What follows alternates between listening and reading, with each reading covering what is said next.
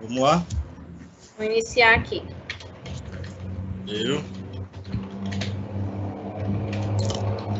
Estamos ao vivo, professor.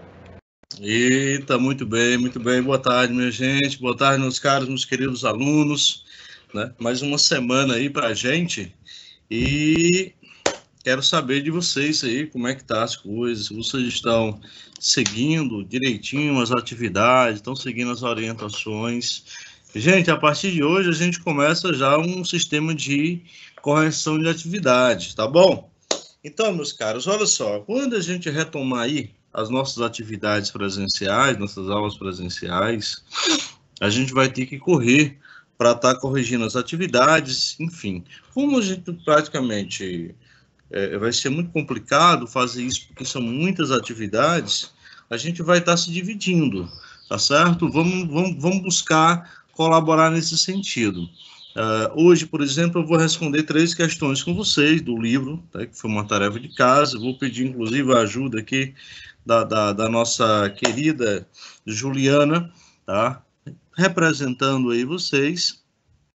E, claro, vocês vão lá no chat, lá vão participando. Afinal de contas, a aula fica muito mais dinâmica, tá certo? Afinal de contas, vocês é que são o foco do nosso encontro, da nossa aula. É uma maneira que eu tenho de saber como que vocês estão lidando com o que a gente tem trabalhado aqui durante a semana, tá bom? E aí, a gente vai trabalhar hoje só uma palhinha, um temazinho bacana, que é a continuidade dos povos africanos. E aí eu me lembrei de um estilo, né, que vem de lá, tá certo? Ou seja, como eu disse na aula passada, é um estilo brasileiro, mas que tem uma forte influência naquele continente. E esse povo que a gente vai falar hoje, também deles, tem tudo a ver com isso. Vou soltar só um áudiozinho um pouquinho para vocês. Alguns aí eu já sei que domina, tá?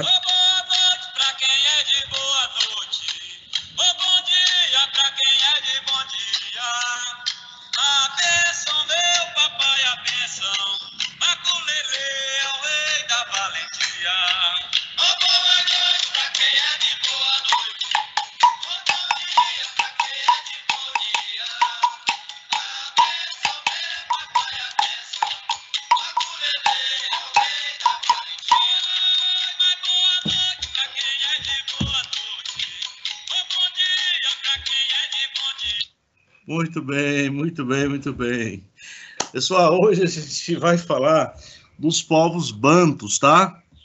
E aí, eu trouxe aqui uma musicazinha do Maculelê.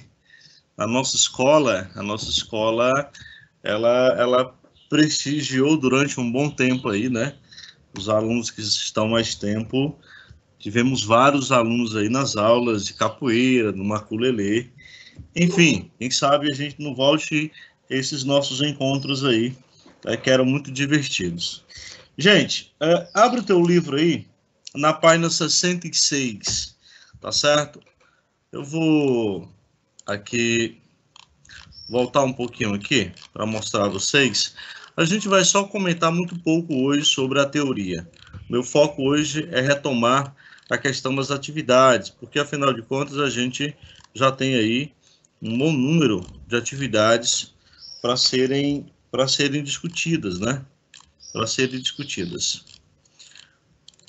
Bom,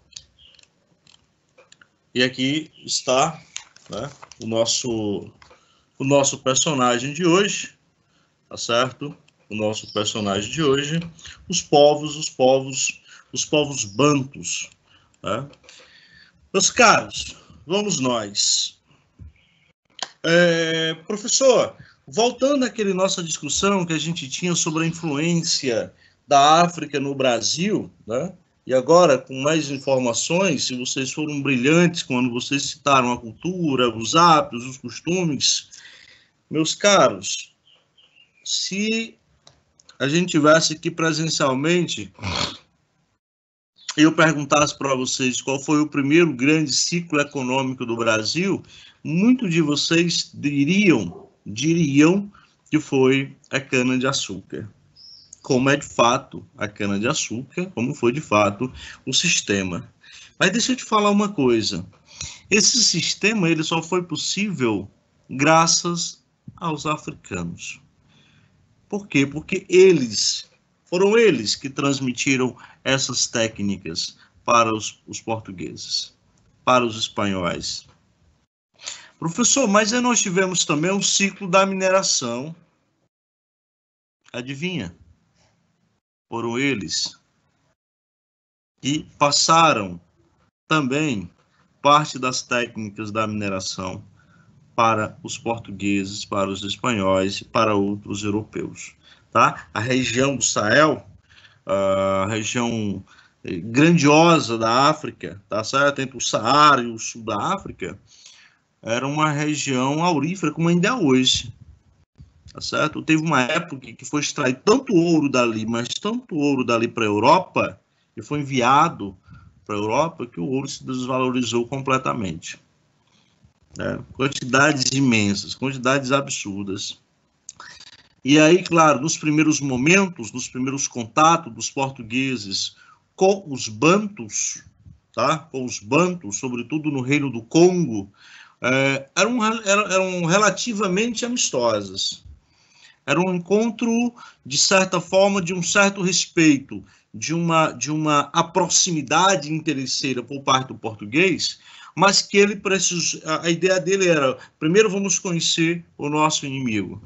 E ali havia uma certa reciprocidade. Eles levam os padres, eles levam o cristianismo, eles levam a religião católica para aqueles povos que eram politeístas. E, de certa maneira, durante muitos anos, pelo menos em algumas localidades, em alguns reinos, era possível ter um diálogo, uma convivência, não tanto pacífica, mas possível. A partir do momento que os portugueses passam a encontrar ouro naquela região, naquelas regiões, passam a perceber que que os africanos, e posteriormente escravos, dominam tecnologias agrícolas ou auríferas e outras, como o domínio do ferro, por exemplo, né? O povo do Congo, o reino do Congo, os bantus, eles ficaram conhecidos na história como os grandes dominantes do ferro, da produção do ferro. Então, os portugueses passam a explorar isso com muito mais intensidade, a ponto de, claro, não respeitar mais o diálogo, a cultura, o contato amistoso que existia e passam, então, a escravizar esse povo, tá?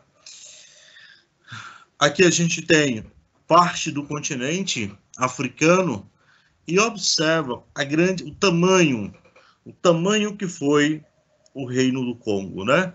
O Império do Congo, tá? Chegando a dominar aí quase metade, pode-se dizer assim, de todo o continente, influenciou em todo o continente africano, sobretudo a partir das rotas comerciais, a partir, como eu disse anteriormente, a partir da experiência que eles tinham com a atividade comercial, seja ela agrária, seja ela pecuarista, enfim.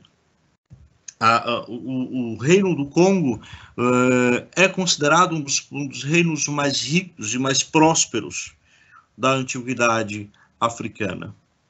E aí, como eu disse, isso vai perdurar mesmo após a chegada do português até determinado momento, tá certo? Quando os europeus, eles passam, então, a utilizar a força bruta e não mais respeitar as liberdades daqueles povos, porque eram vários, tá? Eram várias tribos, tá? E passam, então, a escravizá-los. E entra aí, então, um novo momento, que são as guerras entre os colonizadores portugueses e os nativos africanos. E aí, meus caros, a primeira pergunta de hoje pergunto para vocês, os africanos perderam essas batalhas, perderam essas guerras. A pergunta é, por que que eles perderam essas guerras? O que os portugueses tinham de vantagem para vencer esses conflitos com os africanos? Pensa um pouquinho, tá certo? E alguém aí vai no chat aí, ou seja, o que os portugueses levaram que os africanos não tinham para a guerra? Que estratégia os portugueses utilizaram para facilitar essa conquista com aqueles povos? Vamos ver se sai alguma coisa. E assim, agora vamos fazer o seguinte, vamos lá para a nossa atividade de casa, porque infelizmente o nosso tempo, tá certo? Ainda é curtinho, só 30 minutinhos aí. Eu quero que você abra o seu livro aí, na página 79, tá bom? Vamos lá, por favor. Página 79 do livro. Vamos então para a primeira atividade da aula passada. Okay? Observe o mapa com atenção e responda. Ô Ju, boa tarde, Ju, tudo bem? Boa tarde, professor, tudo em paz. Que bom, Ju. Semana, graças a Deus, aí, estamos firmes. Ô Ju, algum aluno já usou aí e respondeu alguma coisa? Professor, teve 2 alunos que lançaram uma pergunta e, por coincidência, né, a galera tá ligadinha, e uma das perguntas foi quando o senhor fez a sua pergunta, o aluno colocou a mesma pergunta. Sério? Né? Então, sério? E aí tem uma outra pergunta aqui e a galera começou a arriscar, né, dizendo que, deixa eu pegar aqui o nome, o Maxwell disse que os africanos tinham poucos armamentos. Ótimo. O Juan também apostou nessa questão dos armamentos, né? Perfeito. O Gustavo trouxe a questão de armas, navios e muito mais questões de instrumentos de guerra, né, cujos africanos não tinham conhecimento. Perfeito, perfeito. O Yuri também trouxe armamentos mais sofisticados e estratégias psicológicas, né? Alguns africanos nem pensavam em fazer uma rebelião e aí o pessoal vinha com uma estratégia mais bem embolada, né? O Yuri também trouxe que eles ameaçaram os africanos para trabalhar para eles e eles levaram coisas que eles não tinham, como armas de serviços manuais e tudo mais. Ô Ju, mas a galera tá participando legal, né? Poxa, que legal, que bacana. Gente, eu estou feliz, eu estou muito feliz com a informação de vocês aí, conhecimento, Maxwell, Juan, Gustavo, Yuri e tantos outros aí que gostaria também de estar participando. E vai lá, vai somando, tá certo? Depois eu vou ver o chatzinho de vocês, tá, pessoal? Vou repetir, ó. O que você escrever lá fica gravado e eu faço questão de, depois da aula, ir lá com todo carinho e ver o que você escreveu. Tá bom? É a maneira que eu tenho de me aproximar de você. Então, vamos utilizar, sim, o chat para uma coisa produtiva. Não vai estar o tempo inteiro no chat, porque você vai perder a explicação. Mas a cada intervenção minha, manda bronca lá, participa, que eu vou gostar muito e vou te recompensar, tá certo? Dependendo da tua participação, a gente vai estar recompensando aí. Ô, gente, então é isso. Então eu posso ficar calado. Vocês já responderam o que justificou essa dominação do europeu sobre o africano, né? A principal delas, não há dúvida alguma, que é a superioridade bélica, que é a tecnologia das armas a favor dos colonizadores. E aí eu acho que foi o Yuri que colocou a questão das estratégias. Isso mesmo, Yuri. As estratégias se dividiam, dentre outras, como, por exemplo, os europeus, portugueses, se aliavam a reis da África em determinadas regiões e os armavam. A partir daquele momento, aqueles reis, aqueles povos, dominavam os seus rivais, os seus inimigos, os tornando escravos e enviando para os portugueses. Não é verdade? Então, eles colocavam reinos inimigos ali, ó, para lutar entre eles. né? Era uma tática, desculpa, muito comum, né? Enfraquecer uns reinos e fortalecer outros. Mas, claro, sempre sob o domínio português. E é uma covardia, né, minha gente? Se você pensar do ponto de vista humano, quer dizer, os africanos foram quem ensinaram essa grande parte das técnicas que os europeus irão desenvolver aqui no Brasil, vem exatamente daqueles africanos.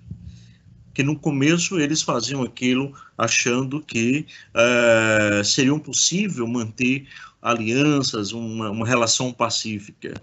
Duro engano, né? Duro engano. Gente, brigadão, tá certo? Hoje a gente vai diminuir a participação de vocês, já registrei aqui, e vamos para a questão. Vamos para a questão. Página 79, vamos estar corrigindo, tá? Vamos estar corrigindo. No chat lá, só escreve lá com toda seriedade, com toda honestidade, tá bom? A minha pergunta agora você fez a atividade? Tenha a honestidade de responder lá sim ou não.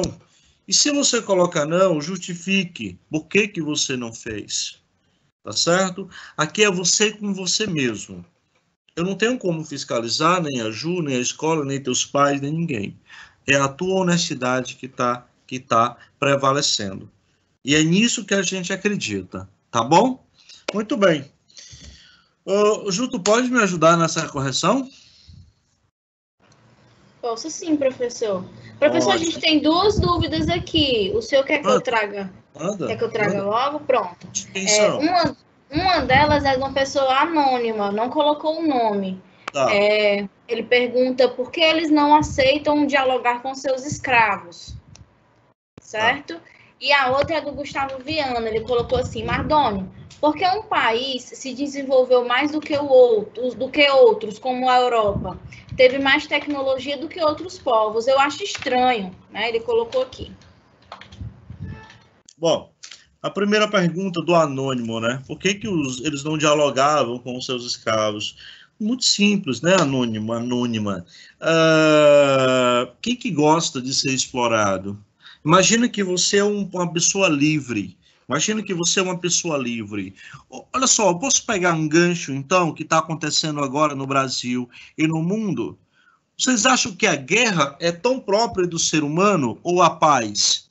Pensa aí entre vocês. As pessoas gostam mais da paz ou da guerra? E por que elas fazem a guerra? Pelo menos esse conflito que a gente está vivendo agora de preconceito racial, esses conflitos étnicos aí, infelizmente, pleno século XXI, é em virtude disso. Os negros, eles estão reagindo a formas de agressão. Gente, na casa de vocês, muito provavelmente tem um equipamentozinho lá, uma mesinha, chamada de criado mudo. Pergunta a tua mãe, pergunta a teu pai, teu avô, tua avó, mãe, o que é um criado mudo? Fala, mãe, me mostra o que é um criado mudo. Sabe o que é? É uma mesinha com as gavetinhas. Sabe por que tem esse nome? Criado. Criado vem de quê, meus queridos? Eram os escravos eram chamados de criados. Sabe o que é isso? Negros, escravos, homens e mulheres, passavam horas e horas ao lado da cama, em pé ou sentado, com roupas, com alimento, com água para o seu senhor, para a sua senhora que estava dormindo. E aí, se esse escravo fizesse um barulho e acordasse a pessoa. Ele teria que estar ali a hora que a pessoa acordasse para pedir o que ele quisesse. Passava a noite inteira acordado ou em pé. Passou-se, então, por volta de 1852, se não me engano, nos Estados Unidos. Então surge, então, esse personagem, essa mesinha de madeira, onde seriam colocados aqueles instrumentos que o escravo guardava. E aí, então, agora é um criado, só que ele é mudo, ele não incomoda. Até hoje, as pessoas compram criados mudos. Elas têm criado mudo em casa. carrega ainda esse nome. Não dá para a gente aceitar mais. Então, hoje, imagina, 2020, estamos vivendo realidades que remontam a 500 anos atrás. Por isso que não dá para ter diálogo do escravo com quem explora. Tá certo? Por quê? Porque é a liberdade que está em jogo, é a vida das pessoas que estão em jogo, que estavam em jogo, e claro, hoje também, né? Infelizmente. Bom, e a segunda pergunta, né? Eu acho que do Maxwell lá, foi do Gustavo? Foi, Gustavo. Com relação ao desenvolvimento, por que alguns países são mais desenvolvidos do que outros? Bom, aí, minha gente, é uma questão mais complexa. Na própria África, você tinha reinos mais desenvolvidos do que outros. Eu só te digo uma coisa: por trás desse desenvolvimento está alimentado a questão da exploração do homem pelo homem. Como eu te falo, em sala de aula, eu pretendo retomar essa pergunta, Gustavo. Tenta me lembrar lá, quando a gente voltar para a escola, tá certo? E a gente vai precisar fazer uma viagem na história um pouco mais complexa. De cara, vai depender do sistema em que os governos adotam, do sistema em que as pessoas que estão no poder, elas adotam para desenvolver aquela região ou se tornar uma grande potência, né? Regra geral está relacionada ao sistema econômico. Como que eles pretenderam desenvolver a economia naquela região? Assalariada, escrava, enfim, vai depender do sistema econômico, vai depender também de fatores culturais, é um pouco mais complexo, mas eu te prometo, em sala de aula, aprofundar isso daí, tá? Ou no decorrer das aulas, se a gente alongar mais, a gente tirar mais um tempinho para isso. Muito bom. Olha só, o item A diz: qual o principal assunto do mapa?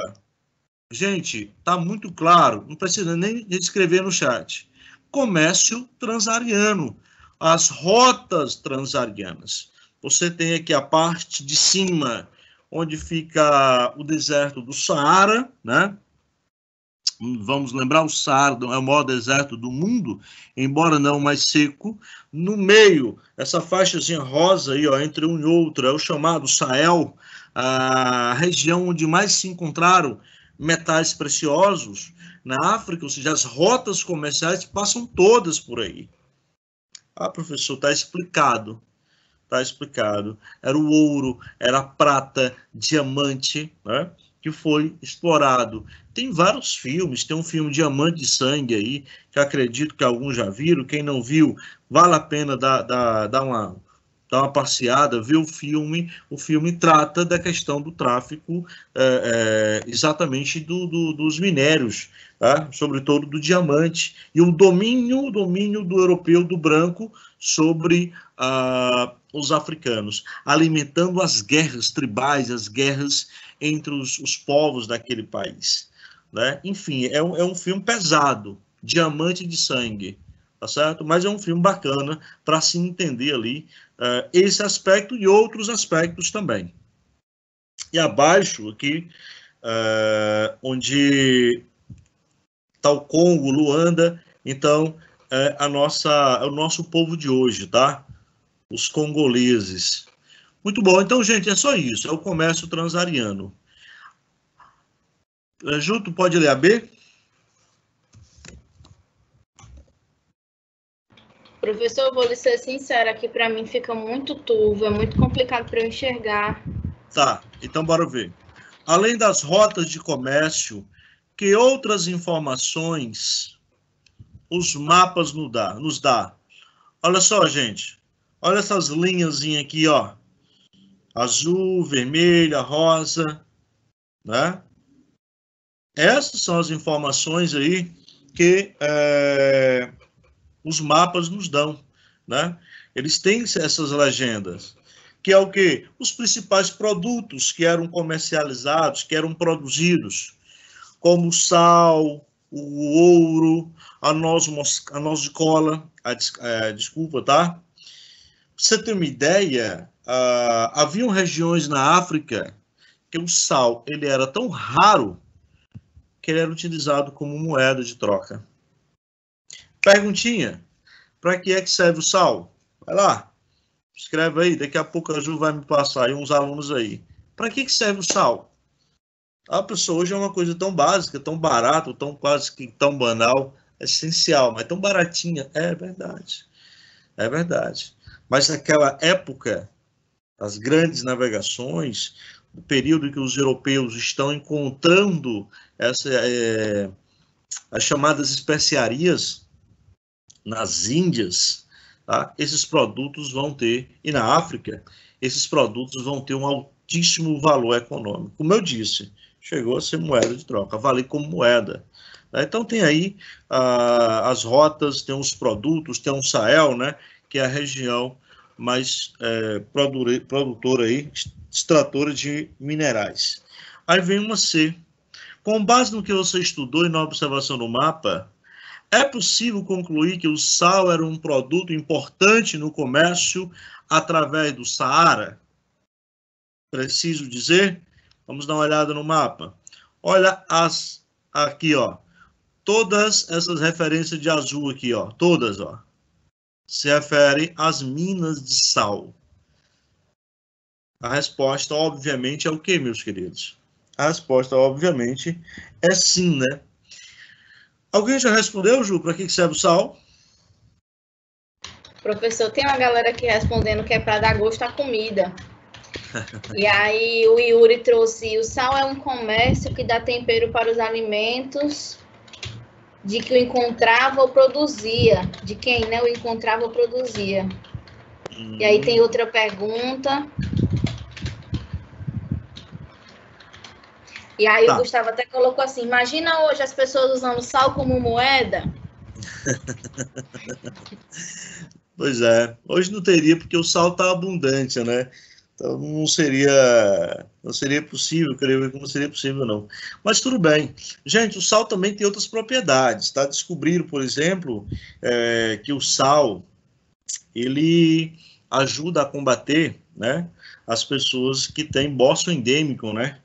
Que eu não sei explicar bem o que significa, mas é uma deformação que elas adquirem, né?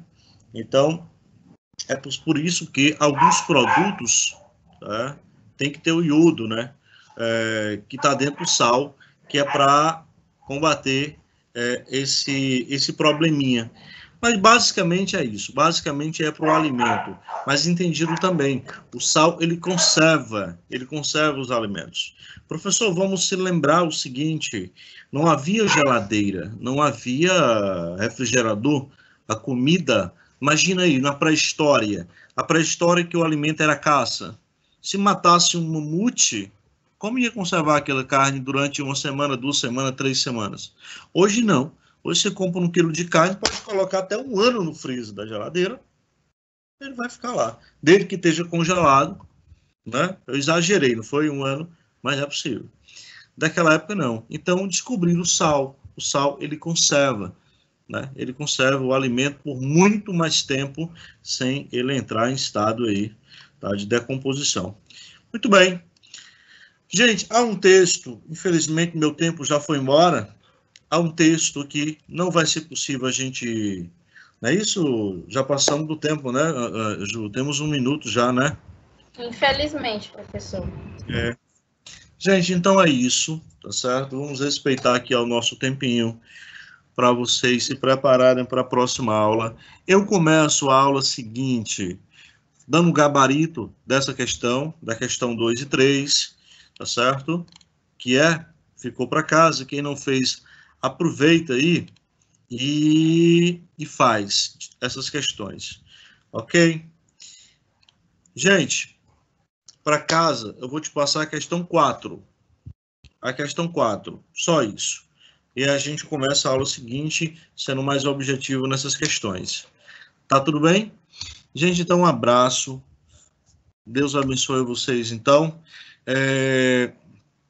Aprofundem mais o conhecimento de vocês. Eu desafio vocês aí mais fundo na história dos bantos, ou seja, a partir da página 66. Da 66 até a página 78, porque aí a aula que vem, vou montar um slide, a gente vem rapidinho, né? Detalhe por detalhe, e vai ficar muito melhor para mim. Ok? Um forte abraço para todos vocês. Ju, um abraço também para ti e até a próxima aula, tá bom? Professor, para a gente poder encerrar, eu queria lembrar quem ainda não colocou a presença, né, de garantir sua presença aí, para a gente poder saber quem está conseguindo acompanhar. E para quem está acompanhando pelo YouTube, o nosso código de hoje é 7HT04. 7HT04. Professor, o Juan, ele deixou uma pergunta aqui bem bacana, e aí eu vou deixar aqui, no caso, anotadinha, para que na próxima aula, o senhor depois, quando terminar a aula, ver, né? E a gente poder conversar mais sobre ela depois, tá certo? Claro, sim, com dúvida. Um prazer. Até mais, pessoal. Até mais, professor. Um abraço.